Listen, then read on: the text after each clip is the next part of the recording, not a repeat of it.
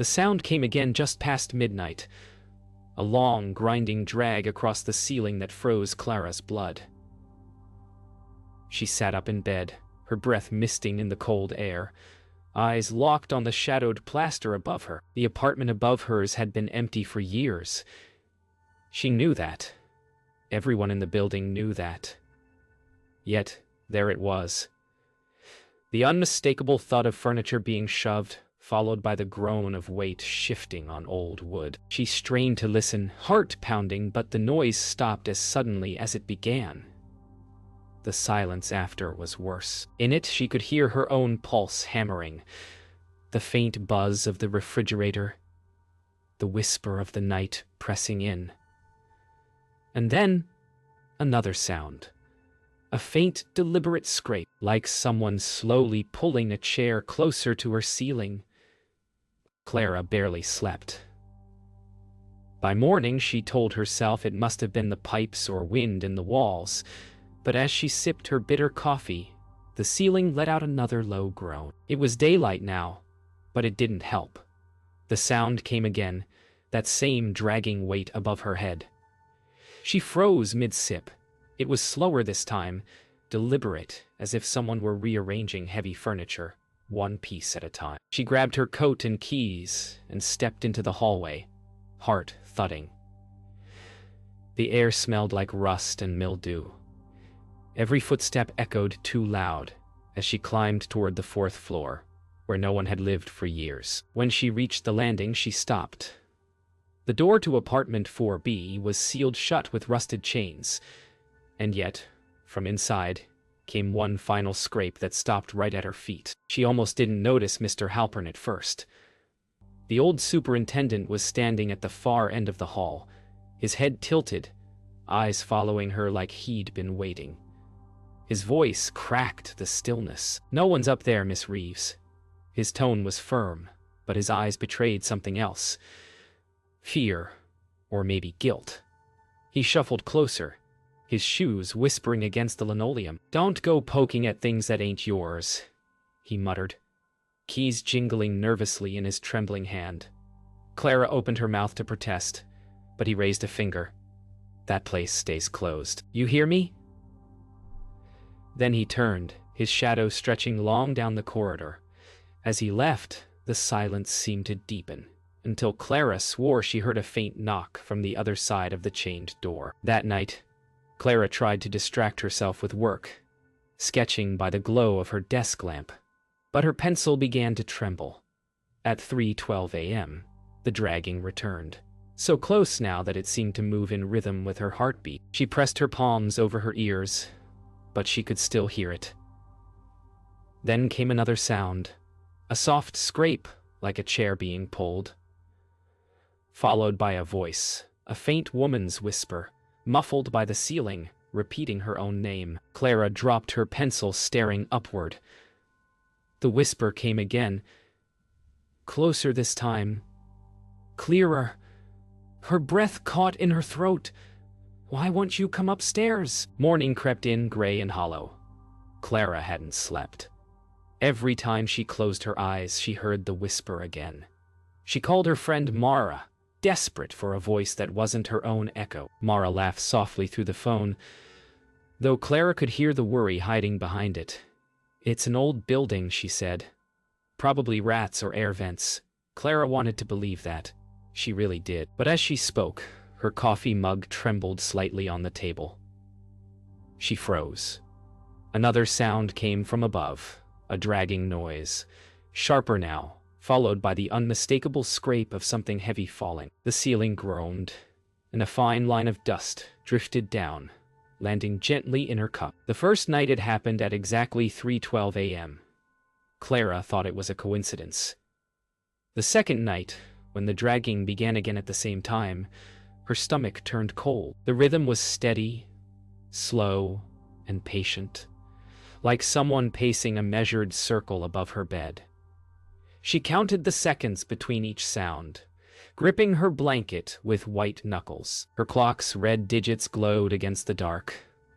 3:12. She whispered to herself. "If I can stay awake, It can't start. But when the minute turned, the first heavy scrape rolled across the ceiling. Then another. Then a faint thump, like something dropping, followed by a distant sigh that didn't belong to her. The next morning, Clara stormed down to the basement office to find Mr. Halpern. The air reeked of mold and old smoke. She told him everything. The time, the noises, the whisper calling her name. His face went pale, the color draining out like a spill. He leaned back slowly in his chair, staring at her without blinking. "That apartment's been empty 10 years, he said quietly. "I padlocked it myself."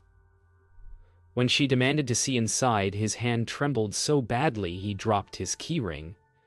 "You don't want to," he muttered, eyes unfocused. "She's still up there, moving things around." Clara convinced him to unlock it. The sound of the key scraping inside the corroded lock echoed down the silent hall. The chains fell away with a metallic groan, and the door creaked open into a cloud of stale dust. The smell hit first, old air and rot, like something trapped too long. The room beyond was dark, but the faint shape of furniture emerged in the beam of Clara's flashlight. A table, a chair, a bed frame. She stepped closer, her breath shallow. Then her light froze on the wall, and her knees went weak. The furniture above was arranged exactly like her own. Mr. Halpern refused to go any farther, retreating down the hall, muttering prayers under his breath. Clara stepped inside alone. The air was colder here, thick and unmoving. Every footstep stirred little puffs of dust. She reached out and touched the old wooden desk. It felt damp and soft, the surface marked with faint scratches that matched the shape of her own drawings downstairs. Then she heard it.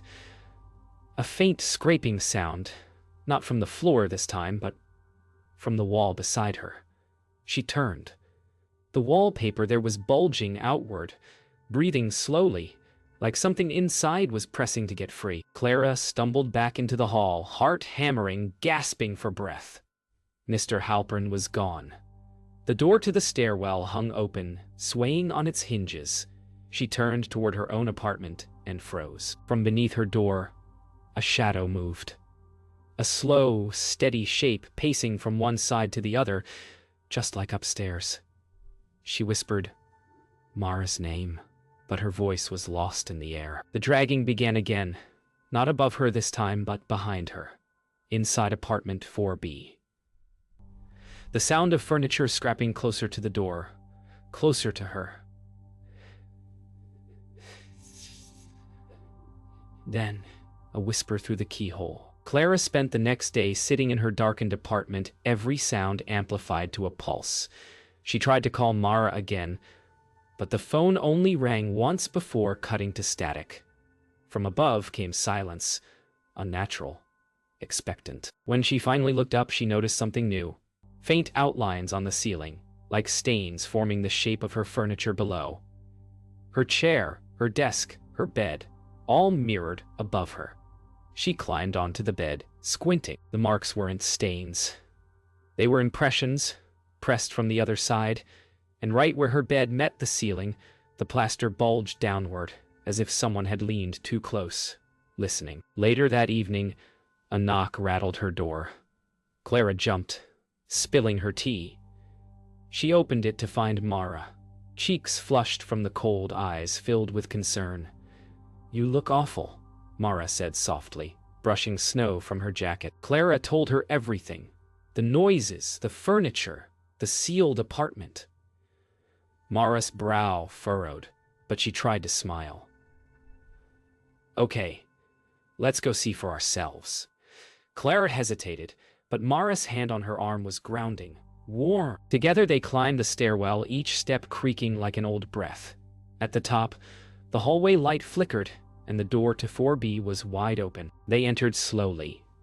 The room was silent, except for the soft crunch of dust beneath their boots. Clara's flashlight revealed shapes she knew too well.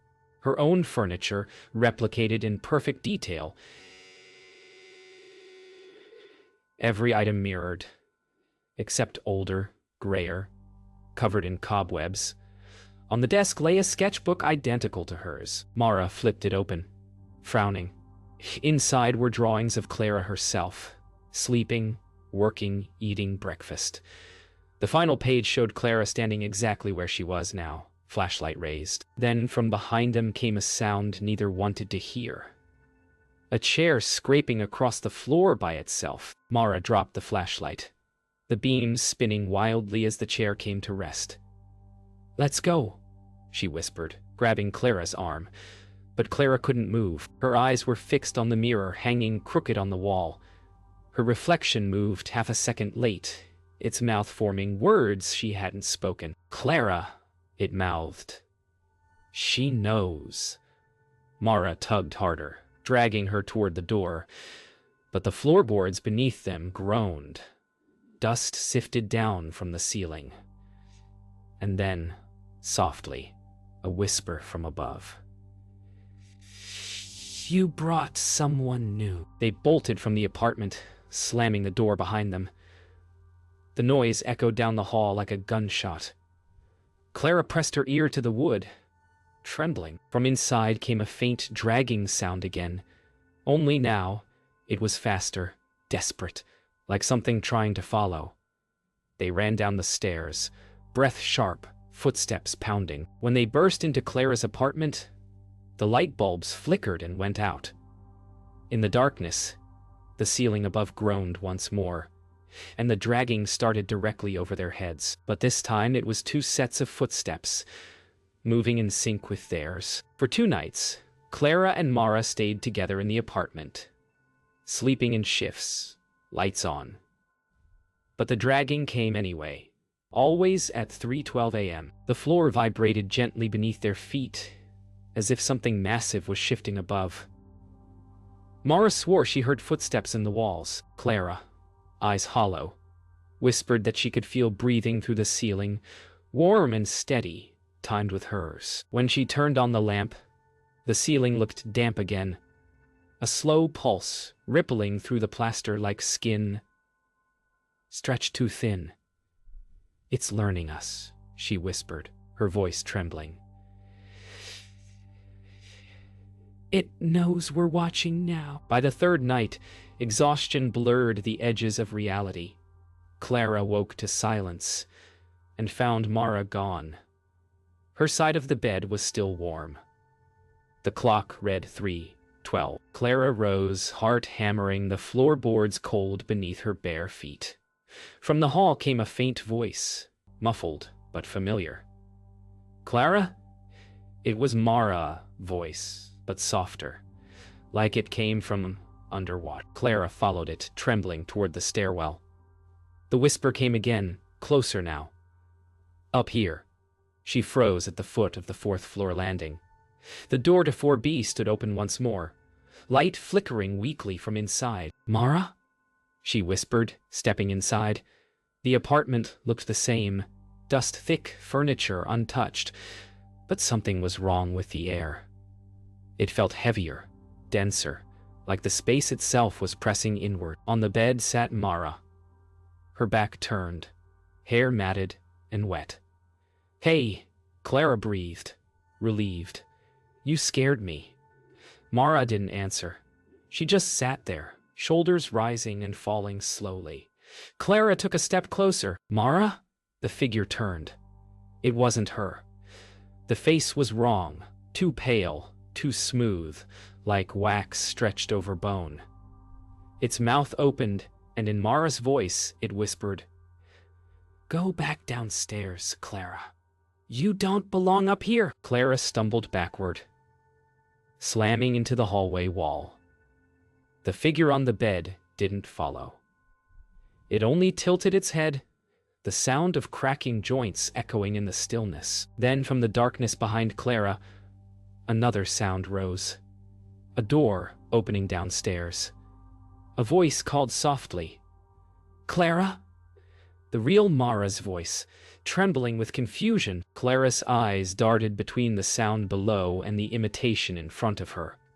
The false Mara smiled faintly, its teeth too white. "She shouldn't have come," it hissed. voice doubling. The room around Clara shuddered, and for a second she saw her own reflection standing beside the imposter, smiling back. Clara ran. She barreled down the stairs, heart pounding, dust stinging her eyes. She burst into her apartment and slammed the door, locking it twice. The sound above began again immediately, dragging, scraping, faster than before. Then her light flickered. She turned toward the mirror in the hallway, every instinct screaming to look away. But she didn't. Her reflection smiled first. It tilted its head, just like the thing upstairs. Behind her reflection, the apartment above flickered into view, faint and ghostly. A perfect copy, with her duplicate standing in it. Both Claras lifted their hands at the same time, but only one of them waved back. Clara didn't sleep after that. She couldn't. Every mirror in her apartment was draped with towels, every light left burning. But still, she felt watched. When dawn came, she found muddy footprints near her bed. Her own size, trailing in from nowhere, circling once, then stopping beneath the bulge in the ceiling. That's when she decided to end it. She grabbed the old key Mr. Halpern had dropped and climbed toward apartment 4B. The air on the stairs was heavy and warm, reeking of rot. As she reached the top, the faint sound of her own voice came from behind the door, whispering. "You're late." She opened the door slowly. The air inside hit her like a wall, stale, metallic, and damp. The furniture was gone now. Only outlines remained on the floor where dust hadn't settled, perfect rectangles marking where each piece had once been. The walls pulsed softly, like breathing. And there in the center of the empty room lay something that made her skin crawl. A puddle of thick, dark water reflecting her ceiling from below. But it wasn't a reflection.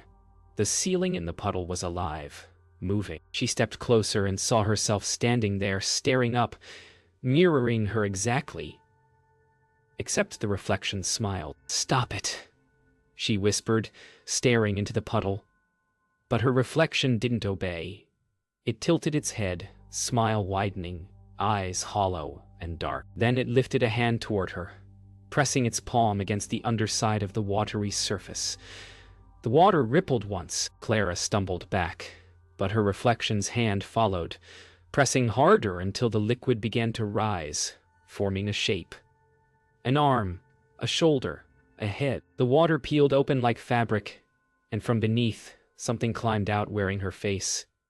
Clara screamed, but the sound was swallowed by the wet slap of bare feet on the floorboards. Clara fell backward, scrambling across the floor as the thing that wore her face stood up fully.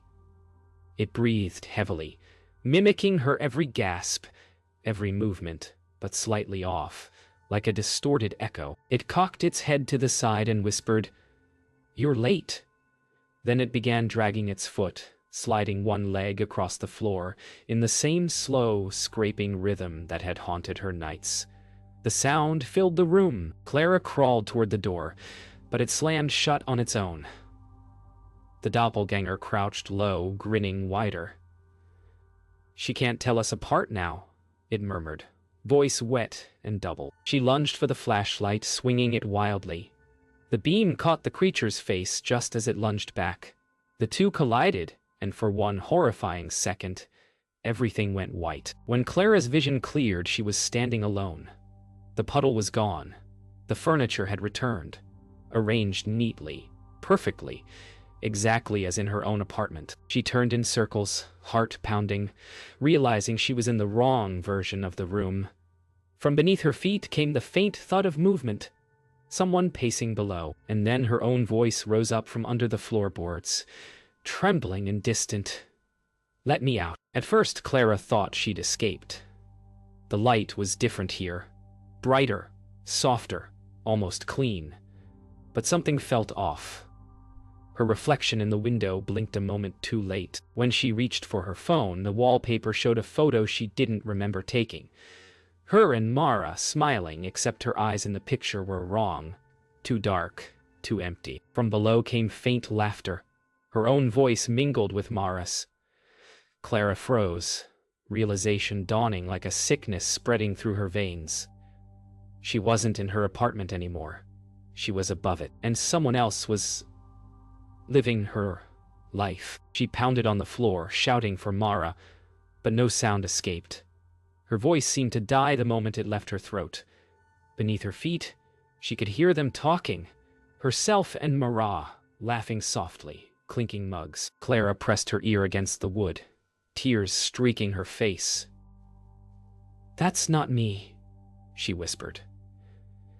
Then she heard the other voice, her own, speaking clearly. "You need to stop worrying about me, Mara." "I'm fine now." The voice was calm, confident, alive.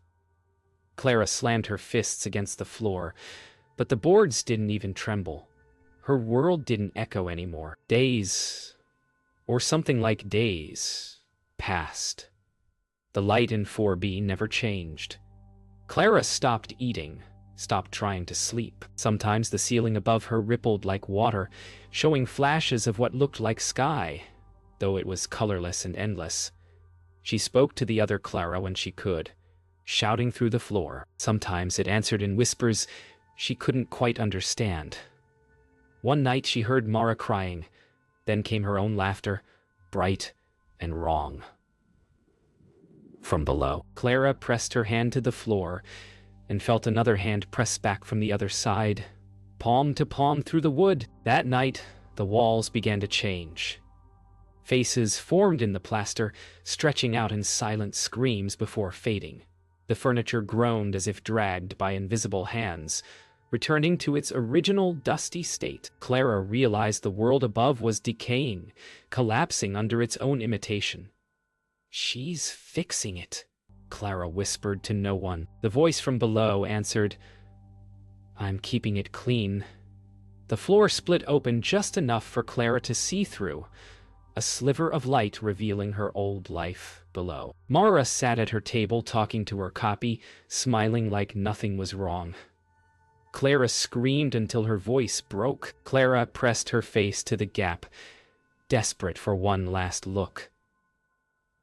Her copy looked up from the table, meeting her eyes through the sliver of floor. The doppelganger smiled tenderly and whispered, "Rest now. I'll take care of her." Then the gap sealed, wood groaning shut. The sound of dragging began again, slow and steady, right beneath her cheek. Furniture scraped across the floor, her old furniture moving into place above her head. The air grew colder, thinner. Clara lay still, watching dust settle like snow. The last thing she heard before darkness took her was the voice below, humming softly in her tone. When Mara came back 3 days later, the apartment felt different. Warmer, cleaner. Clara greeted her at the door, smiling softly, her hair brushed, eyes clear. "You were right," she said. It was just the building. They sat together for hours, talking, laughing. Everything normal again. But Mara couldn't shake the chill in her chest.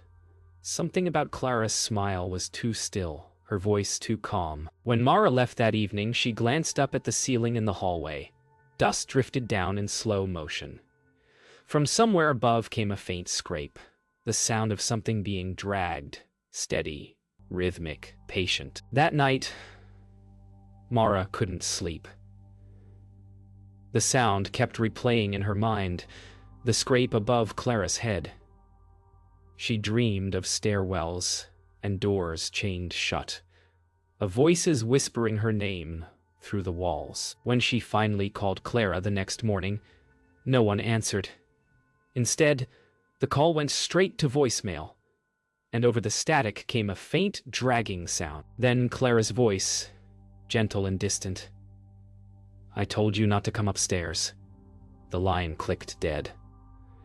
Mara's heart pounded. She grabbed her coat and ran. When Mara reached the building, the front door was open. The hall smelled of mildew and dust. She climbed the stairs, her steps echoing in the silence. Clara's apartment door stood ajar. Inside, the air was freezing. The place was spotless. No sketches, no clutter, no sign of life. "Clara," she called, her voice trembling. Then she saw it. The ceiling above the bed was cracked wide open, jagged like a wound. From inside that darkness, something shifted. A hand, pale and wet, reached down. Fingers splayed, and brushed the edge of the frame, leaving streaks that glistened in the dim light. Mara stumbled backward, heart hammering. From the ceiling came a low, shuddering moan, followed by the familiar sound of dragging.